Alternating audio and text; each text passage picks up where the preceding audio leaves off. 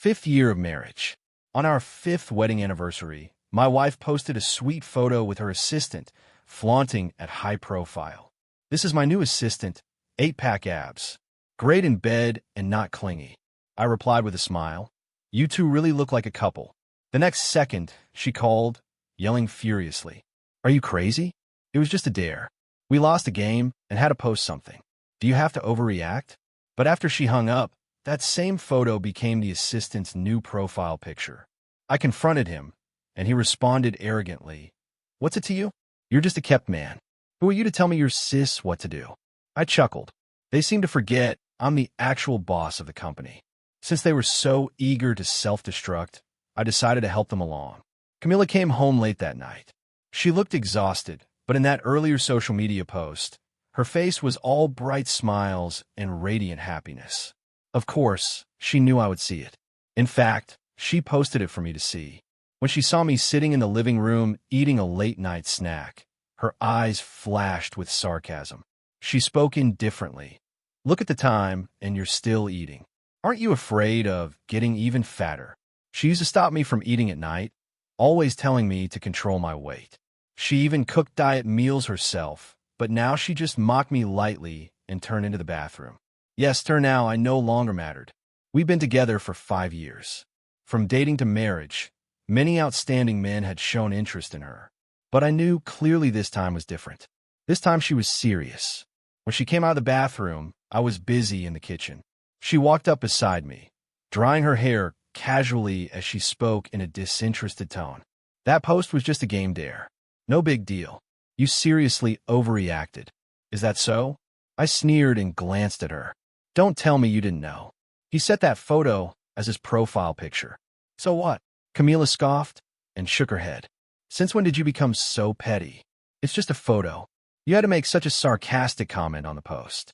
Do you know how people at the company will see him now? You were way out of line." "I was out of line?" I raised an eyebrow. "Was I really?" The third party in my marriage had openly posted a picture of intimate behavior with my wife, and I, the husband, wasn't allowed to say a word. Otherwise, I'm the petty one. What kind of logic is that?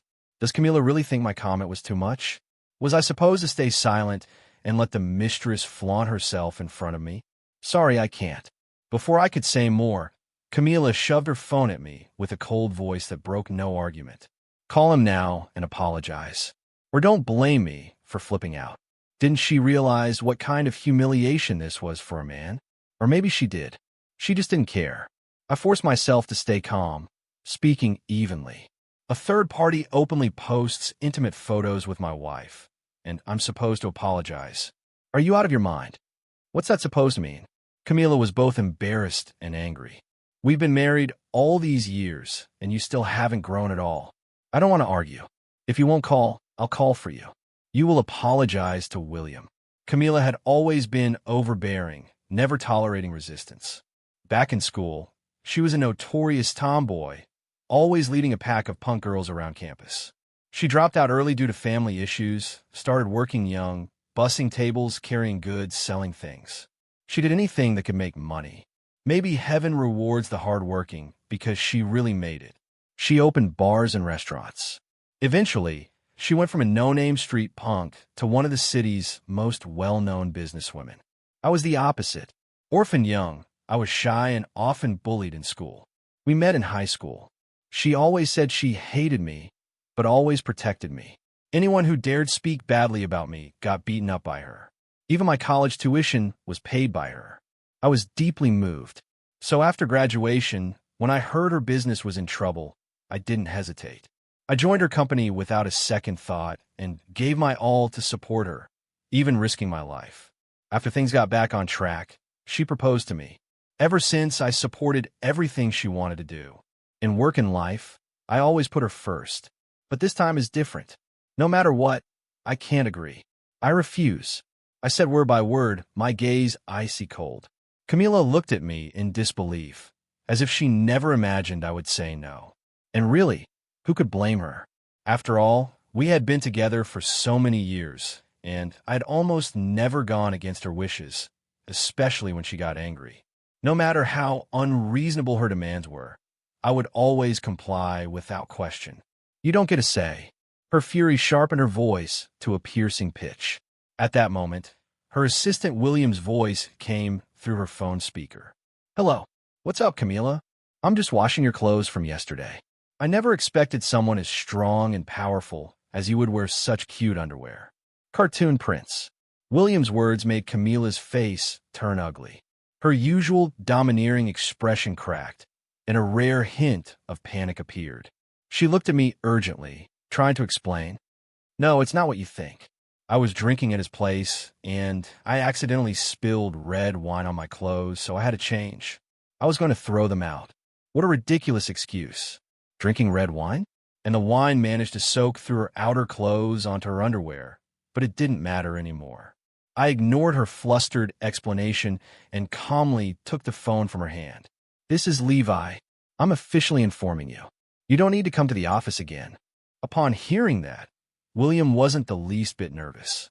Instead, he scoffed and immediately launched into mockery. Levi, don't flatter yourself. Who do you think you are? Sure, legally, you're Camila's husband. But don't think I don't know. You're just a little pretty boy she's keeping. Don't think being called General Manager Levi means you have any real power to order me around. Let me tell you, Camila is the only one in the whole company who can fire me. As for you, you best get lost. William's arrogance didn't surprise me. I had no emotional reaction at all. Over the years, I'd been through so much while helping Camila build the company. I'd encountered every kind of person. Those experiences had forged in me the ability to remain unshaken, even in the face of collapse. I chuckled softly, my voice steady and calm. I just hope you won't regret your words someday. Huh, empty threats. That kind of talk only works on kids. I'm telling you, I'm not afraid of you, Levi. His tough stance actually pleased me. Since the company stabilized, my life had become increasingly calm. So, calm was almost unsettling. I had nearly forgotten what it felt like to face real conflict. I didn't argue with him any further. I simply handed the phone back to Camila and said coldly, "Fire him." Camila frowned and snatched the phone, snapping, "He's the only assistant who suits me. I'm not firing him." "Then fire me." I stared at her, not giving her any chance to smooth things over. "Levi, all these years and you still haven't grown at all. You're still so petty." Camila screamed at me, full of rage. "He's just an assistant. Do you have to go this far?" Compared to her hysteria, I was incredibly calm. My words, too, were delivered with an icy steadiness, utterly devoid of emotion. "Then how about this? We get divorced." The room fell silent. So quiet, I could hear both our breathing. Camila looked stunned. She clearly hadn't expected me to say those words. But this wasn't the first time I had brought up divorce. 3 years ago, after we had finally built the company into something substantial together, everything seemed to be moving in the right direction. It was then that I advised her to cut ties with her old crowd, people who were nothing but trouble. But she refused to listen, still stubborn, still reckless. And in the end, it came back to bite her. Because of her, I was stabbed by someone seeking revenge. When I woke up in the hospital, I looked at her with the same icy tone I was using now. I thought that if I died, there'd be nothing left to say. But if I survive and you still refuse to cut ties with the past, then I will divorce you. She cried beside my hospital bed, nodding frantically, promising she'd do anything if I just made it through. Looking back now, that promise meant nothing. The people have changed. The past is gone. This was the second time I brought up divorce. I didn't wait for her response. I walked straight to the bedroom. Behind me, Camila shouted angrily, "Do whatever you want. You want a divorce? Fine, go ahead." My steps faltered slightly. I gripped the doorknob tightly, opened the bedroom door, and walked in. As soon as I entered the room, I heard the front door slam. Bang! As the sound of the closing door echoed, it felt like something inside me had also shut tight. She was gone. I sat on the edge of the bed and let out a long, deep sigh. That crushing sense of loneliness. The last time I felt something like this was back in school. Back then, I was just a quiet, bullied kid, isolated and alone. Everyone looked down on me. Everyone except Camila, who swaggered right up to me. "You're a boy, aren't you? Why are you so cowardly? If someone bullies you, you should fight back." Hit them so hard, they don't dare mess with you again. I didn't respond to her words, but she came over anyway and casually threw her arm around my shoulders. She started passionately talking about how Cao Cao was humiliated by the alliance of the 18 warlords, about Han Zen's humiliation when he crawled under someone's legs, about how Liu Bang started as a mere beggar. That was the first time I realized this so-called failing student actually had such a strong grasp of history and culture. I believed her, so I started to fight back. And then I got beaten up even worse than before. When Camila saw my bruised and swollen face, she laughed so hard she couldn't close her mouth. I laughed too. But from that day on, the people who used to bully me no longer dared to go too far because they knew I had learned to defend my dignity with everything I had. I was no longer someone they could trample at will. After that, I never wallowed in self-pity again. Until now, years of pretending and enduring shattered in a single moment. The next day, I woke up early and arrived at the company ahead of time. Camila wasn't there.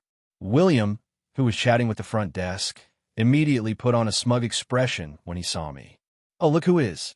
Isn't this our useless general manager, Levi, showing up at the company? Huh? What? You still trying to fire me? Tired of being a pretty boy and now trying to act like the boss? Who do you think you are? Living off a woman really must have messed up your brain. But you know what? This will only make Camila hate you even more. I'm counting the days till you two get divorced." Such low-grade taunts weren't enough to make me angry. I looked at William calmly. "You've got 3 minutes. Call Camila and tell her to come in. The company is about to hold a board meeting." "A board meeting?" William burst out laughing, his face full of mockery. "Have you gone mad, Levi? You, a little kept man, think you can call a board meeting? You really think you're someone now, don't you?" I didn't respond to him. I walked straight into the boardroom and took the seat at the head of the table.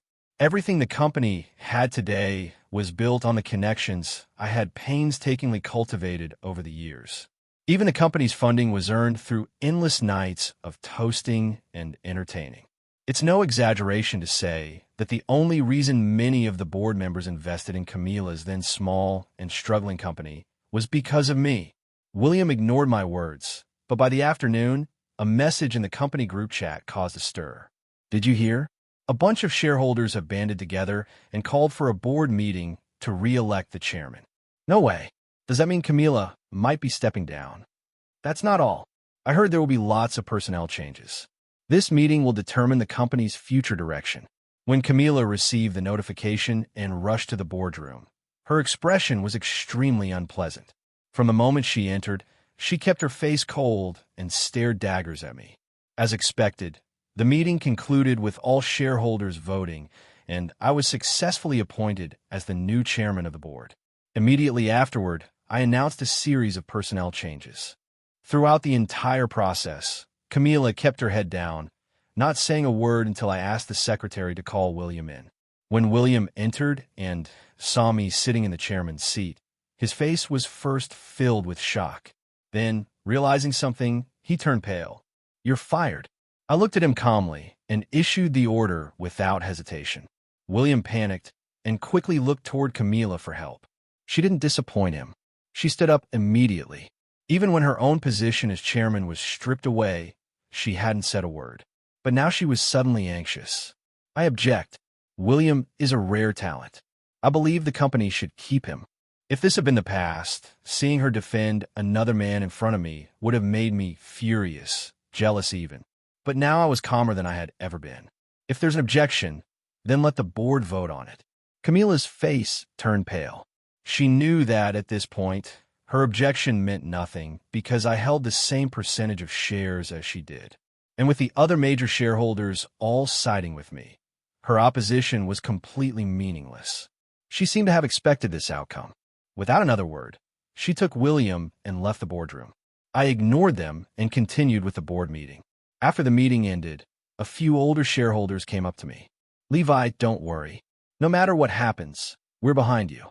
But you and Camila still need to find a way to resolve your issues. Don't let outsiders exploit the situation and damage the company." "That's right, Levi. I still remember you kneeling at my doorstep back then, begging for investment. Don't forget how far you've come." Be cautious and don't let the wrong people take advantage of the cracks. They weren't just concerned for me. They were protecting their own interests. I thanked each of them in turn. When I got home that night, for the first time in a long while, the house was filled with the smell of home-cooked food. I peeked into the kitchen. Camila was busy cooking. I had thought she would disappear for a while, or at least pick a fight with me. I never expected her to stay and cook. I couldn't even remember the last time she had cooked at home. It must have been years ago. You're back. Go wash your hands. Dinner's ready. Camila brought out a dish. Her gentle tone felt both familiar and strange. I took a deep breath. Have you thought more about the divorce? Her hands almost slipped as she held the plate. She steadied herself, placed the dish down carefully, her smile stiff and forced. Eat first. We'll talk after dinner. All right, I didn't refuse. I washed up and sat at the dining table, watching her move busily between the kitchen and the dining room. I didn't know why, but a strong, bitter feeling welled up in my chest. This kind of warmth, I hadn't felt it in years. After dinner, she suddenly spoke. Your birthday's next Friday, right? Let's go away somewhere. Take a break. Just the two of us. I looked at her calmly. After a long pause, I finally said, about the divorce. Let's not get divorced, please. Camila grabbed my hand tightly. I could feel her nervousness. Her hands were even trembling. This was a woman who wouldn't flinch, even if a knife was to her face. It had been a long time since I'd seen her this panicked. The last time she looked like this was when I was rushed into the emergency room, hanging by a thread.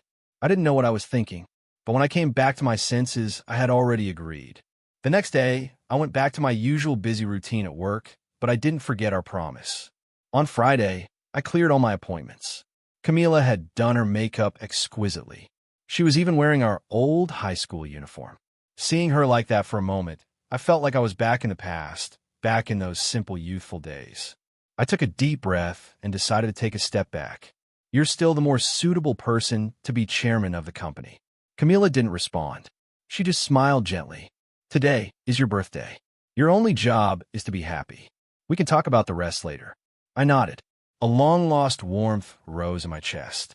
If only things could stay like this forever. Just as we arrived at the resort, Camila's car stereo screen lit up with an incoming call. The caller ID was unmistakable, Baby Once. That had been our special name for each other. Now things had changed, and I knew exactly who was calling. Camila looked flustered. I'll answer it, I said calmly. Who knows? It might be urgent. Don't let it ruin our day. I looked at her without emotion, my voice flat. Camila went quiet. After a few seconds, she picked up the call on speaker. Camila, baby, I'm feeling so lonely. Can you come keep me company? Camila's face changed. She opened her mouth to speak, but hesitated, then reluctantly said, I'm busy today. I can't come. That bastard fired me and even kicked you out of his chair. And you still think you have more important things to do than see me. William's voice rose full of resentment. After a while, he softened. Camila, please come. You know I have depression. Without you, I'm in so much pain. I don't know what I'll do. Camila's expression turned panicked again, but she didn't answer right away. She was watching me closely. When she saw the sarcastic look in my eyes, her face darkened. Then William delivered his final threat over the phone. Camila, don't think I don't know. It's that bastard's birthday today, isn't it? The thing you're busy with is spending time with him. I'm telling you, if you don't come see me now, don't ever expect to see me again. With that, he hung up. Camila panicked. The always composed, never flustered Camila was now visibly trembling. That performance extinguished the last flicker of hope I had inside me. I took a deep breath and closed my eyes. Go if you want. Who knows? He might really do something stupid. Some people, once you miss them, that's it for a lifetime. Thank you for understanding. I'll just go check on him. I'll be right back. Camila was overjoyed. Before leaving, she even promised with confidence, don't worry. I'll definitely come back. But what she didn't know was the moment she made that choice, I'd already given up all hope for her. What I said wasn't just about William. Some people, once missed, are gone forever. That person could be William, but it could also be me. She had made her choice. I got out of the car and watched her drive away, a faint smile on my lips. We're all adults, and adults should learn to bear the consequences of their choices. Right, Camila? Maybe I still held on to a sliver of unrealistic hope. I stayed at the resort alone the entire day. Camila never showed up. It wasn't until late at night that she finally sent me a message. Did you go home? Does it have anything to do with you? Why are you so petty? There's nothing going on between William and me. He just has depression. I was worried he might do something stupid. It's a life we're talking about. She kept explaining, messages flooding in nonstop, but I couldn't be bothered to read them anymore. Depression. What a joke. Classic mistress excuse. Maybe she knew that, too, but she just didn't want to admit it. Camila didn't come home that entire night, and I finally understood. I shouldn't have had any expectations of her in the first place. She had already made her choice. What was there left for me to hold on to? I threw myself completely into work.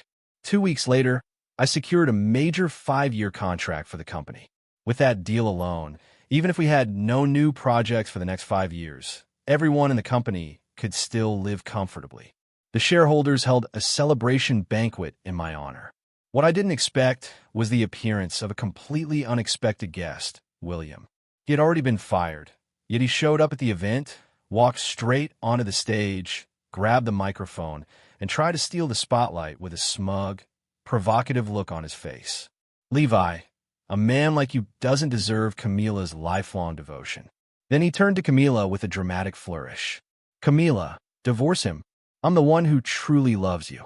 Seeing his behavior, many in the company looked visibly uncomfortable, and someone even stepped forward to remove him from the stage. But I just looked at Camila and smiled.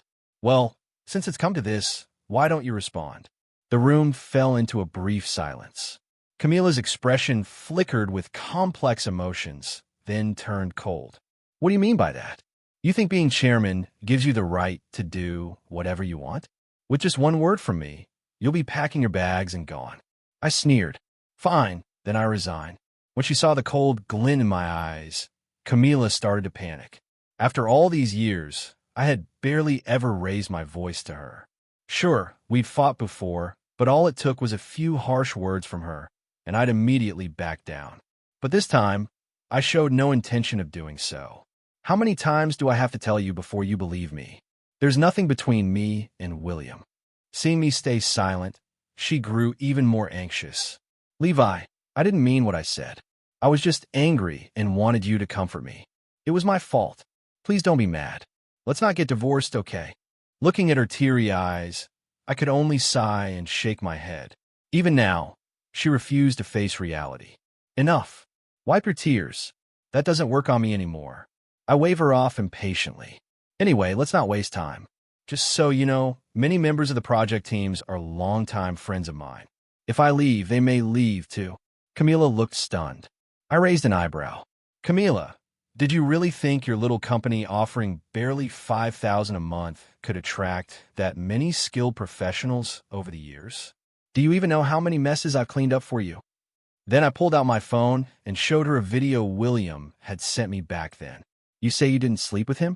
So tell me, were you too naked in bed cuddling to exchange knowledge, or what? Camila's face turned ashen. I put my phone away and looked at her blankly, her expression hollow and lost. Out of respect for what we once had, here's a piece of advice. You'd better keep an eye on your little lover. Don't end up counting money for him after he sells you out. I sent Camila the divorce papers. But to my surprise, Camila began clinging to me. For a whole week, she waited for me at work every day, even brought homemade lunch for me at noon. My coworkers, who had once just watched out of curiosity, slowly started getting moved by her persistence and even began trying to speak on her behalf. Levi, how can you stay indifferent when such a beautiful woman is chasing you like this? She's so devoted. At least let her come in and have a drink. If you don't feel bad, I do. But they didn't understand. Camila's constant pestering didn't move me at all. It only made me feel annoyed. She had ignored my warning, and I no longer had the patience to repeat myself. There's no persuading someone who's determined to ruin themselves. I left Camila Group and quickly set up my own studio using my network and connections. Many of my old clients brought me big projects. Everything was progressing smoothly. Thanks to my years of entrepreneurial experience and support from business veterans, I decided to lead my core team into a new market. I was so busy with preparations that I even rented an apartment near the office. One evening, when I finally had a moment to rest, I found Camila waiting outside my apartment. When she saw me, she stood up holding a lunchbox in her arms. "Levi, I've been waiting for you." I stayed silent for a while. In the end, I couldn't bring myself to drive her away. After all, she was someone I had loved for many years. I opened the door. "Come in and have some water." She sat on the sofa looking nervous and uneasy. I handed her a cup of warm water. She didn't drink it. She just looked at me with teary eyes. "I really know I was wrong. Levi, will you forgive me? I admit everything that happened before was my fault. I didn't mean for it to happen. Come back with me. Let's start over again." "Okay, the company really needs you right now. Even if you don't care about me, what about the company? You poured so much of your heart into it. Are you really going to stand by and watch it collapse?" Hearing that, I curled my lips into a faint smile. "That company was never my dream. It was yours. You were the one who wanted to start a business, so I gave up everything to follow you. I've never done anything to betray you. All these years, I've always put you first. And you?" I looked at Camila in front of me. Even something as serious as betrayal, she could justify so confidently. When did she become like this? How do we even end up here? She wasn't even willing to properly apologize. Just a casual, "I didn't mean to," was supposed to gloss over the fact that she cheated. Since when is the world that forgiving? No one will stand still forever and wait for you, Camila. I'm starting my own life now. I'm done revolving around you. My family needs me more than you do. Camila's emotions boiled over. She smashed the cup in her hand, stood up, and pointed at me, yelling, "What about me? What do you expect me to do? You're walking away like this? Have you even considered how that affects me?"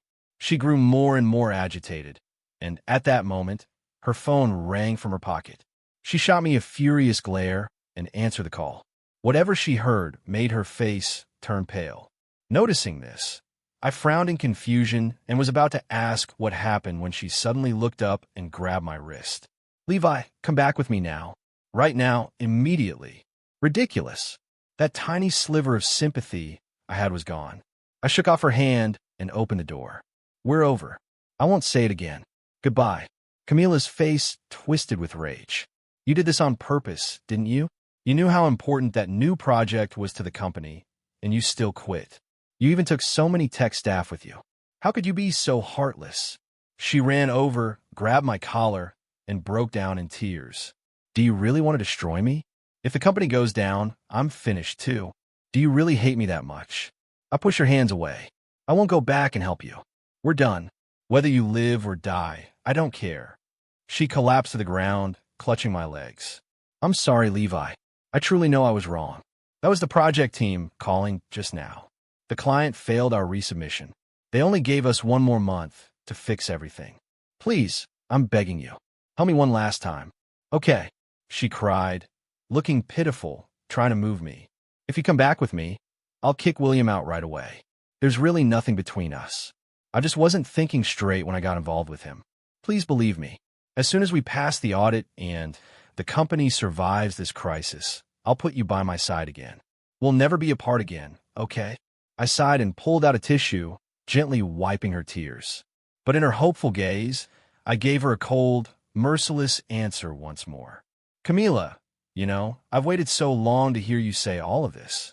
But sadly, I waited for years and never heard it until after we broke up, when you used every business trip as an excuse to secretly be with William. When you let him swagger around the company acting like your boyfriend, that's when we were already beyond saving." Camila's face turned paler with every word. "I can explain." I shook my head. I didn't want to hear it anymore. The truth didn't matter now. What mattered was we could never go back. "Camila, people need to look forward. Out of respect for what we once had, I gave her one last reminder to be wary of William. But she just stared blankly, like her soul had left her body. She probably didn't even hear me. The truth is, even though I left the company, I had completed all handovers properly for the projects I was responsible for. There shouldn't have been any problems. After all, I originally just wanted a clean break. I never intended to ruin Camila unless someone tampered with the project files I left behind. Thinking it over, I could only think of one person William. Back when he first joined the company, Camila worked hard to build him up, stepping all over me to do it. Although I wasn't happy about it, I didn't say much at the time until one day a technician told me William had approached him, tried to recruit him to jump ship to another company. He didn't just offer double the salary. He even promised equity. That's when I realized something was wrong with him. But when I warned Camila, she didn't believe me at all. In fact, she lashed out, accusing me of being petty and narrow-minded. No matter what I said, she wouldn't listen. She became increasingly biased toward William. But now, she and I have nothing to do with each other anymore, so I couldn't be bothered to care. I tossed all that frustration aside and poured myself in my new projects again. 2 months later, every single project I had taken on was successfully completed. I finally got some rest, slept for 2 full days to recover. Then I immediately began forming my own studio with my trusted team. Not long after launching the studio, I received a call from the project manager at Camila's company. He told me that the project I had originally been responsible for, after their modifications, didn't even pass the preliminary review. That truly shocked me. The project manager was just as baffled. I'm surprised, too. The more they revised the proposal, the worse it got. Through our conversation, I pieced together the truth. After I left the company, the technicians who were close to me also resigned one after another. Realizing things were going south, William started looking for a new job behind Camila's back. The most dramatic part, Camila, in desperation, turned to a headhunter to fill the position. Guess what? The candidate the headhunter recommended was William himself. Haha, the manager burst out laughing, and I couldn't help but sigh. What a small world. The manager handed the project over to me. Thanks to my previous experience, I completed the delivery almost effortlessly. As a result, my studio made a name for itself overnight. I even hosted a celebration banquet. Everyone got drunk, staggering around, full of laughter. After making sure everyone got home safely, it was already deep into the night. Just as I reached my door and pulled out my keys, someone suddenly hugged me from behind. My body tensed. Levi, it's me. Hearing the voice, I finally relaxed. Camila, what are you doing here? I pried her hands off and turned around, only to be startled. The Camila before me looked like a completely different person.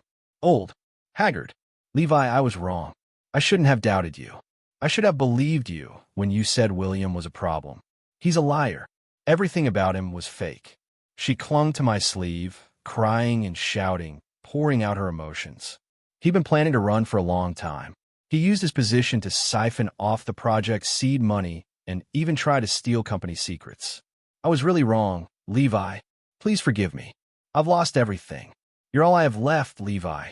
She was completely caught up in her own world just as I was about to speak.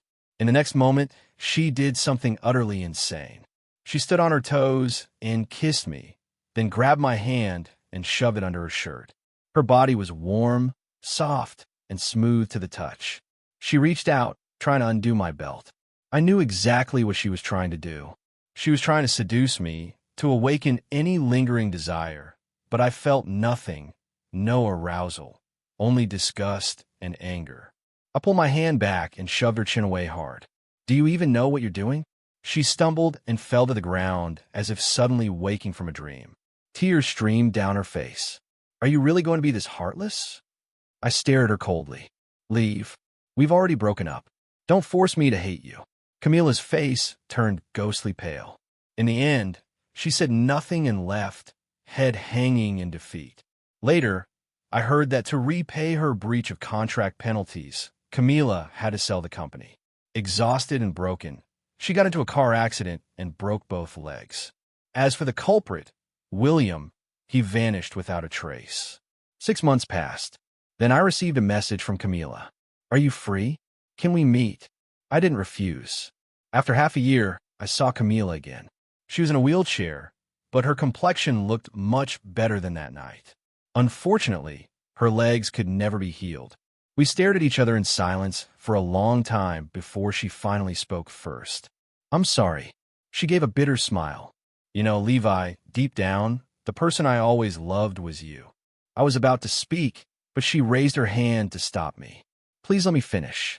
If I don't say this now, I might never get the chance again. I said nothing. I just looked at her quietly. Back then I was really conflicted. I knew you gave me everything, but I still looked down on you. I knew William's intentions were impure, but I enjoyed the way he treated me. In simple terms, she knew right from wrong, but still indulged in the thrill of betrayal. She looked at me, eyes filled with sorrow. Wasn't I really foolish back then? Yeah, pretty foolish. Camila covered her face and sobbed quietly. Tears slipped through her fingers. She was crying for the past that we could never return to. Unfortunately, she had realized all of this far too late. We had already become the most familiar strangers. Maybe she had felt regret, but that regret likely only surfaced in the middle of the night in fleeting moments of guilt and quickly faded under William's sweet lies. Now, there was no going back, and at last, she seemed to understand that. After a long time, she choked out, "Levi, I really regret it." But regret? What use was it now? She no longer had a place in my world, and I was now walking step by step out of hers. As I turned to leave, Camila finally broke down and sobbed uncontrollably. "Levi, I regret everything. Can't we go back to the way we were?" Without looking back, I answered quietly, "We can't go back, Camila." I didn't say anything more and walked away. The Camila I remembered was long gone. The one who was willful but always cared about how I felt. The one who mocked me when I was sick but still nursed me back to health with care. She had died in my memory, and we could never go back.